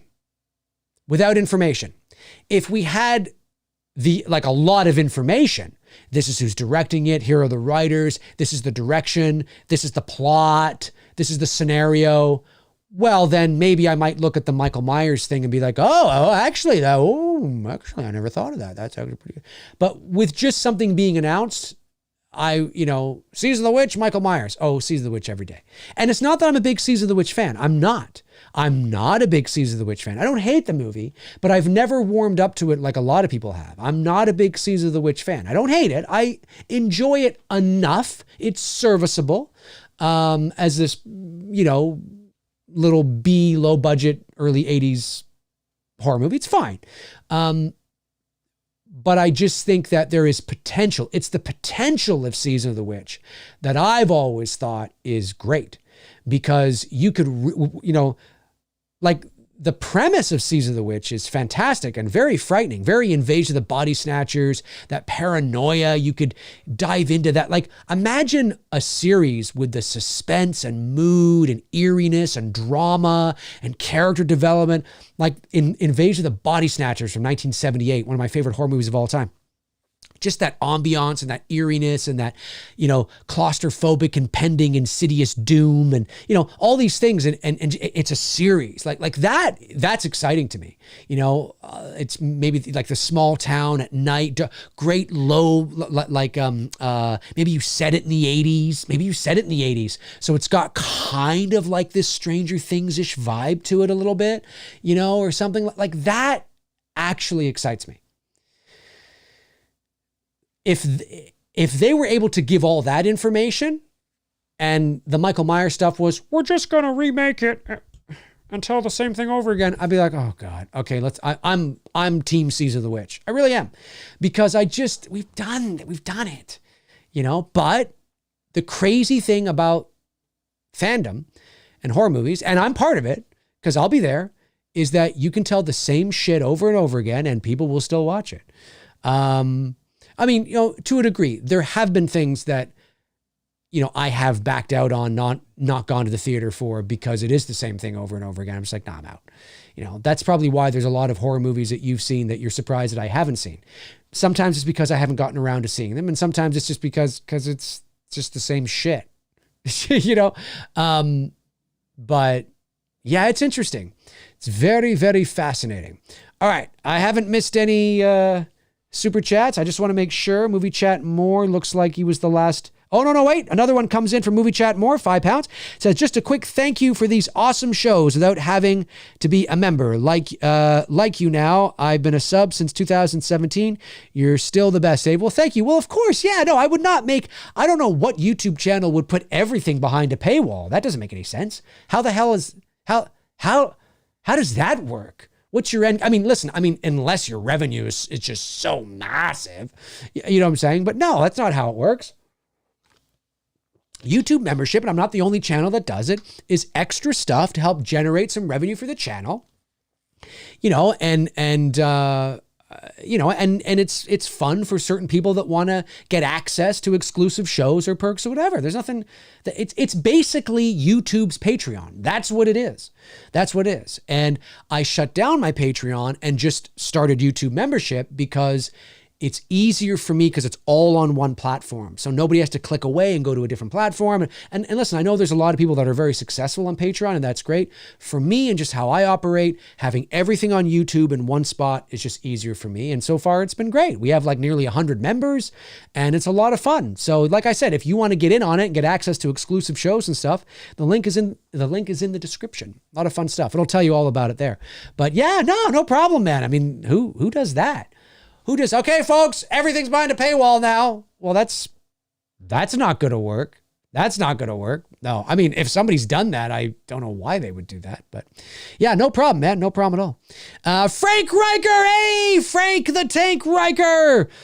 One of our great moderators, and of course, one of the great co-hosts from the Slaughtered Lamb Movie Podcast. If you're not subscribed to the Slaughtered Lamb Movie Podcast, if you're not watching the Slaughtered Lamb Movie Podcast, you've got to get over there now. They've done some great stuff. Both Frank and Darren met for the very first time at Halloween 45. They've been doing this for 3 years. They met here on this channel, which is amazing. I set them up. No, but they met here on this channel, and they finally met for the first time just last week in Los Angeles.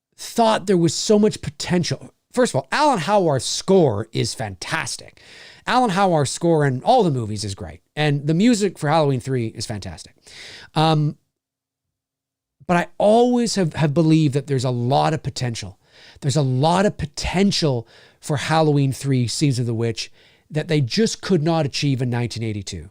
Now, obviously, it didn't just fail because maybe it wasn't all that great of a movie, or it didn't really meet its potential. Obviously, yes, people were expecting Michael Myers. There was no Michael Myers. Totally. That's a big part of it. But I think today, where the word anthology is in the fandom zeitgeist, it's in fandom now. I think an anthology, maybe not theatrical, but definitely a series, a Season of the Witch series with a bigger budget, small town, and because it's a series, you're not locked into 90 minutes. You can have it 45 minute. Fuck, you could have 8 episodes. You could do what Stranger Things did. Have 8 episodes, 45 minute, or 8 episodes, 45 minutes long each. Really time to let it breathe, flesh out those characters, build that mystery. I mean, Stranger Things is, especially that first season, is so captivating and so eerie and so, you get lost in the mystery of it because they had 8 fucking hours to build you there. If Stranger Things had been a 90-minute movie, I'm not saying it wouldn't have been a good movie, but I don't know if it would have hit the same way. Do you know what I'm saying? But it depends. It depends on the storytelling, depends on the pacing. I mean, look at the summer of '84. Very similar to a Stranger Things kind of vibe. And that was actually really good. I think that's kind of underrated. Not quite as good as the Stranger Things series, but good in its own right. I think that might have been even a co-Canadian production shot in Vancouver. But anyway, but I think I would be more excited for a season. I'm not saying they're going to do this, but I would be more excited for a Season of the Witch series. Because I think there's the untapped potential to make the story of Season of the Witch brilliant, great, eerie, atmospheric, claustrophobic, dark, ominous. And like I said, maybe you said it in the 80s, or fuck it, maybe you said it in the 70s. You know what I'm saying? I think there's real potential there. That excites me way more than doing Michael Myers again at this point. But I am open to hearing what they want to do with Michael Myers. I just, it's just too soon for me. And I say that as a fan because I am a fan. That's why I say that. Movie Chat and More sends in £5, says, my buddies and I spent hours picking VHS from video stores. Oh, I hear you, Richard. That was the best part. No matter how good or bad the movies were, we loved that part. It's true. Oh yeah, no, I used to, I'm very indecisive when it comes to movies. That was one of my biggest, that was a tough thing for me. I remember being a kid and being in the video store and my mother or my sister being like, hey, David, come on. You've got, 5 minutes, because it's true. I don't know if I just felt overwhelmed. Well, there was just too much. There was just too much cocaine. It was just, there was just too much. There was just too much. It was, as a movie kid, as somebody who loved movies, I was one of those kids, and I'm not the only one. I was one of those kids where I would rent a movie or a couple of movies and I would watch them and then I would rewind them and just start watching them again.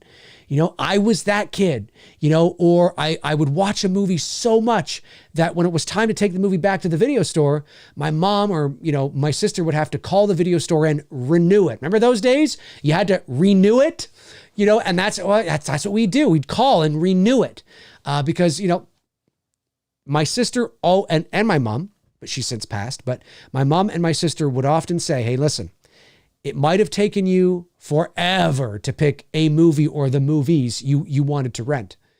But they both said, but we definitely got our money's worth because you watched the shit out of those movies. Because it's true. I remember being in the basement. This has got to be 84, 85, 86. I'm talking, I'm 6, 7, 8 years old.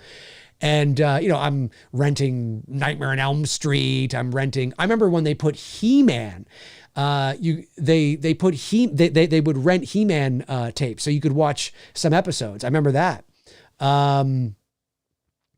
I remember renting movies from Canadian Tire. For those of you that don't know what Canadian Tire is, it's like a Home Depot. We have Home Depot here as well, but Canadian Tire is you can get your tires changed, oil jobs, all that kind of stuff. But it's also like a Home Depot type store. I'm not quite. Yeah, I guess so. Okay, yeah. It's like you can get your garden stuff and tools and all that kind of stuff. But I remember back in the 80s, there was a little section in Canadian Tire where they had where you could rent movies, and I remember renting The Goonies from there and He-Man and shit. And then I think we graduated to a convenience store. And then of course, eventually we were at like a video store and all that kind of stuff. But yeah, those were the days, man. Those were the days. It took me a long time. And I remember that.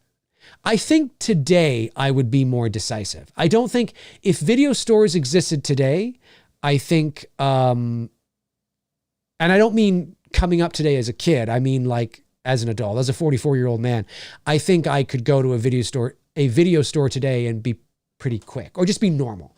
I'm in and out in like, 15, 20 minutes or, whatever, right? Half hour if you're taking your time. But, and maybe it really was only a half hour when, you're a kid, but it felt longer. It probably was longer, to be honest with you. Yeah, those were the days. Those were the days. All right, we'll go another 10 minutes or so. Take this thing to 2 hours.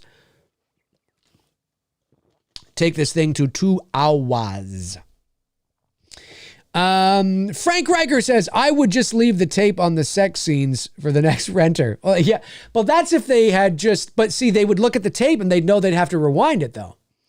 But I get what you're saying. The hot tub scene. All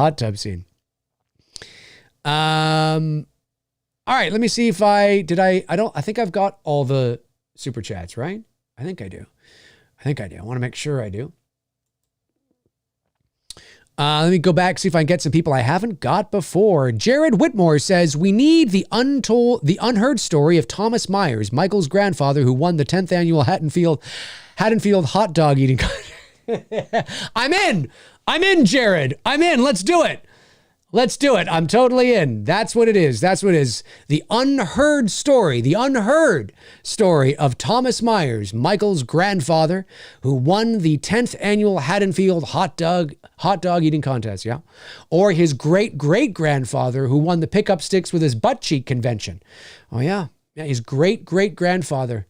Yep. His great-great-grandfather, Burt Harold Myers, in 1876, won the 45th annual Pick Up Sticks with Your Butt Cheek convention.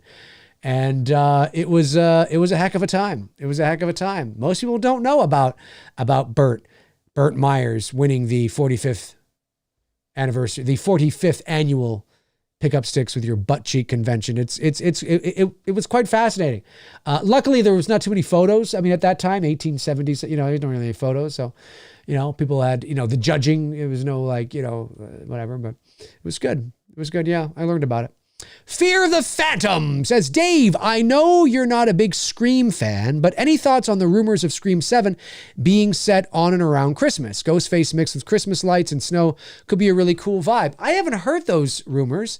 Scream, yeah, I wouldn't say I'm not a fan. I would say I'm a casual Scream fan, right? So I can kind of take it or leave it. And the Scream the Scream movies for me, although in terms of box office, they are not really seeing this. I think in terms of story and kind of where we are with the Scream franchise, it's pretty much diminishing returns for me. Like it's kind of the same thing, just set in a different location. But certainly, they do well at the box office, so they're going to continue to make them. Maybe the director of Happy Death Day can inject some new life into it while still keeping the DNA there. But the Scream 7 rumors, I haven't heard that. There's nothing to say that you can't do that. I think that's cool. That would definitely inject some new, well, potentially, right?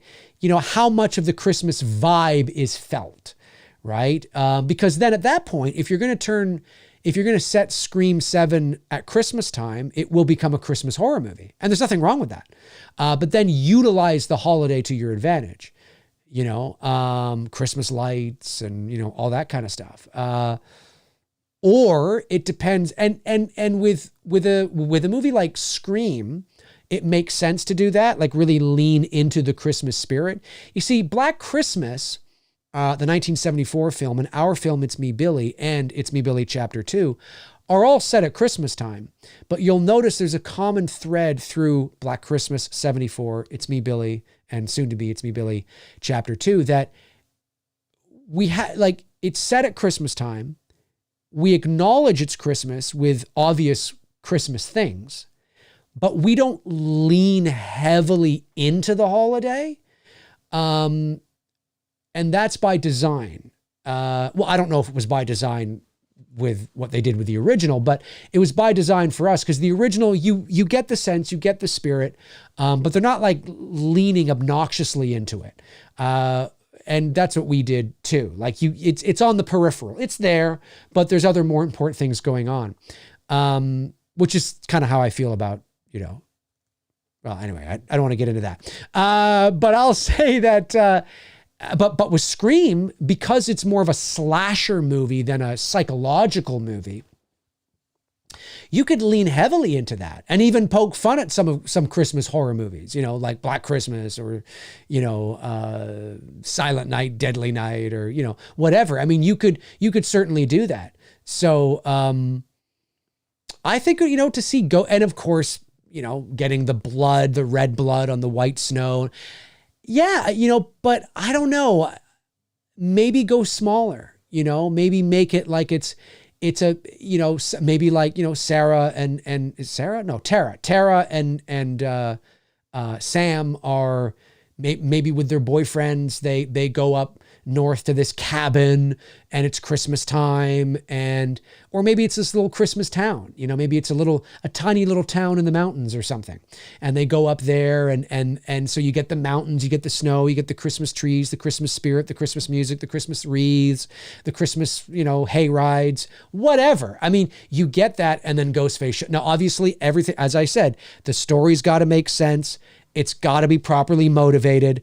You can't just do that for the sake of it. It's what is the story? Why is Ghostface up there? Who is, what I'm saying?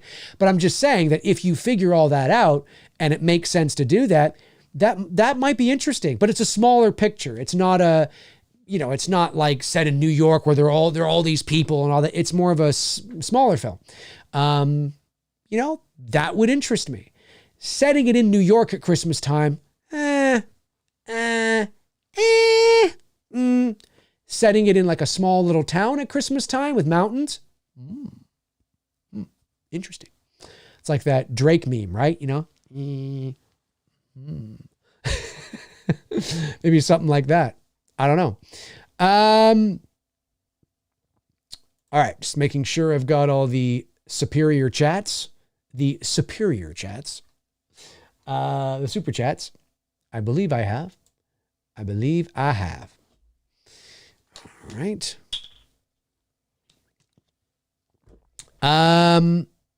Ryan Grant says, what do you think of Halloween with a backstory completely opposite, like Zombies trailer trash, like American Psycho, so there wouldn't be any bullying? A young kid with a rich family, just evil. Yeah, I mean, I'd be open to it. I just think for Halloween, what's so important about Halloween, and listen, you can do whatever you want, and if it's a great story and it works well, I'll be the first to admit it. Remember, I like Barbie. So I'm not afraid to tell you how I feel about any movie. But I will say that part of the DNA of what makes Halloween special and what makes Michael not Freddy and not Jason is one of the most important things. There's a number of things. One of the most important things is the ambiguity and the mystique that surrounds the character. And I don't just mean that he doesn't talk. I don't mean that, because Jason doesn't talk either. And yet his mystique and ambiguity is like virtually non-existent. We know his backstory. We know what happened to him. We've seen his face. We know all about Jason. So who he is, why he's doing what he's doing, the mystery. There's no mystery around Jason. Now, you can start from scratch and make a mystery, sure.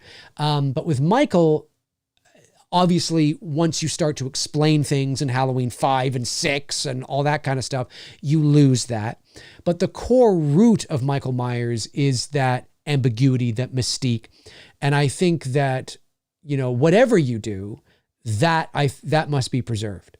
But I think it's also important to remember, and this is where it gets tough when you're running a business, when you're in show business, because it's about making money. This is where it gets tough, is that kind of foundation has a shelf life. I mean, most movies have shelf lives, but if you want to preserve the integrity of the mystique of the character, you can't make 10 movies with that iteration. That's why you see so many different iterations of Michael Myers. Now, let me rephrase that. That's not why. It's not like they made this conscious choice to tell you all different kinds of movies with Michael Myers, like it's somehow, it was planned. No. The Halloween franchise has like 9,000 different timelines because of incompetence, because they screwed up and then it failed and then they decided to start over again. So that's what happens. And that's what happens with any franchise the longer you go on. But you'll notice that when they start with Michael over again, they try to inject mystique back into it, right?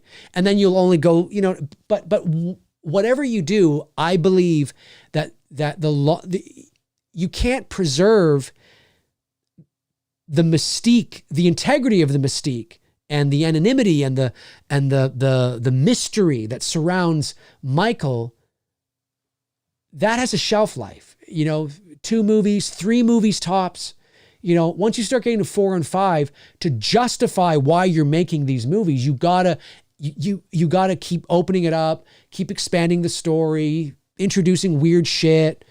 You got to keep doing that, and it inevitably happens all the time. So yeah, I think you're right. That would be a different take and a different angle. But if you're starting with that mystique and that mystery, just know that you're probably not going to get 7 movies out of this story. I mean, that's how I feel about it anyway. All right, 2 more minutes. 2 more minutes left in the show, folks. 2 more minutes left in the show. All right. I don't think I missed any super chats. It doesn't look like it. Got that. Let me see if I can find somebody I haven't got yet. Machete Slasher says, just got assigned my midterm for cinema class. Still deciding if I should make my presentation on Carpenter's vision for Halloween 1978 or the cinematography from Texas Chainsaw Massacre 1974. Which one should I do? Dude, do the one you're most passionate about. The one you are most passionate about, because that passion will come through in your midterm assignment. I don't know if it's a thesis or if it's, just a couple of pages, but whatever it is, that will come through. And yeah, that's what I would do. Pick the one you're most excited and passionate about. And if you can't decide because it's equal, flip a coin. Flip a coin. Get out the movies, get out Halloween, get out Texas Chainsaw, put them on the ground, flip the coin in the air, and whichever movie it falls closest to, that's it, baby. It's not a heads or tails thing. That doesn't matter. It's just whatever one, or it, wherever it lands closest, whatever one it lands closest to, or if it hits one. What if it hits both? Well, you got to do it again. Well, whatever one it hits first, then you could just say that. All right, folks, listen. That is going to do it for this Q&A here on this Friday night. Thank you to my wonderful moderators, Frank Riker, Tab the Short, Darren Sands, Chris Baber, Cody Snyder, and Andrew Stevens. Thank you for doing what you do. Thank you for all the super chat questions that came in tonight. I really, really appreciate it. Some of those non-super chat ones as well. I was glad I was able to kind of get to a few of the non-super chat ones and some people that I don't think I've answered before. So that's always good. Thank you for sending in your questions, and thank you for hanging out and just chilling with us here on this Friday, October the 6th. Don't forget that the link to my membership is in the... Hey, look at that. My light just went out as well. Hey, that means it's time to fuck off. The link to the membership is in the description as well. So is to the It's Me Billy Chapter 2 campaign. Remember, the It's Me Billy Chapter 2 campaign is in demand right now. So we still have stuff up there. There's one associate producer perk left. Let's see if we can get rid of it, folks. I mean it. You're not going to want to miss this. I'm just saying. You're going to be kicking yourself. You will. You will. This time next year. I'm just saying. I love you guys. You guys are amazing. Thank you for tuning in. Have a great Friday night. It's the spooky season. It's October, man. It's October. Live it up. Watch some horror movies. Let me know in the comment section below what horror movies you're watching this October 2023. Let me know. Let me know. Have a great rest of your night, and I'll talk to you all soon. Alrighty, folks. Cheers.